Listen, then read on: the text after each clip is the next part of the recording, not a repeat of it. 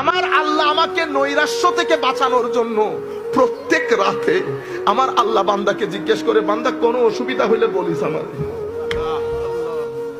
কোনো অসুবিধা হইলে বলিস, রোগ শোক থাকলেও বলিস, আর বেশি অসুবিধা হয়ে গেলে আমার কদমে সিজদা দিয়ে থাকিস, আমি ওয়াদা দিচ্ছি সিজদা দিবি, আমি তোর সমস্যা দূরীভূত করে দেব।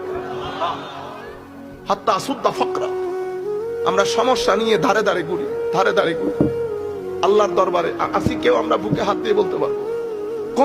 কোনদিন আমরা হঠাৎ করে রাতে উঠে কোরআন শরীফ পড়তে ইচ্ছে করে একটু দুইটা আয়াত পড়ি আমার আল্লাহ? কেউ? আমি সহ, আমি আবার কোন বুজুর্গ নি, কোন পুকুরের মাছ। ফিলিংস গুলো কেন? কারণ আমাদের আল্লাহর উপর বিশ্বাসটা আছে, কিন্তু টান খতম হয়ে গেছে। আপনি যখন আল্লাহর প্রতি আপনার টান তৈরি হবে, মনে রাখবেন আমার আল্লাহ আপনার প্রতি টান অনুভব করতেছে।